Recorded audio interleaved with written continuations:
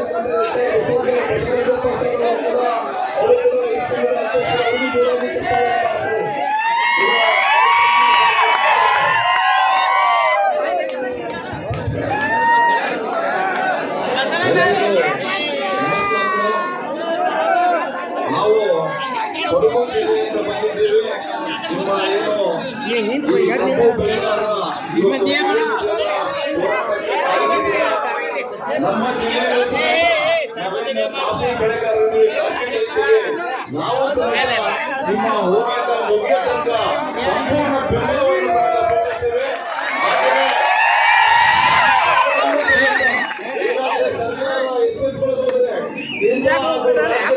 ನಿಮ್ಮ ಏನು ಕಪ್ಪು ಬೆಳೆಗಾರರ ಡಿಮಾಂಡನ್ನು ಅವರು ನಿಜವಾಗಿ ಗಂಭೀರವಾಗಿ ಪರಿಗಣಿಸಿದರೆ ನಾವು ನಮ್ಮ ಜಿಲ್ಲೆಯಲ್ಲಿ ಸಮೇತ ದೊಡ್ಡ ಮಟ್ಟದ ರೈತರನ್ನು ಸೇರಿಸಿಕೊಂಡು ಹೋರಾಟ ಮಾಡಿ ಇಲ್ಲಿಗೂ ಸಮೇತ ಕರೆ ತರಲಿಕ್ಕೆ ಸಿದ್ಧವಾಗಿದ್ದೀವಿ ಎಂದು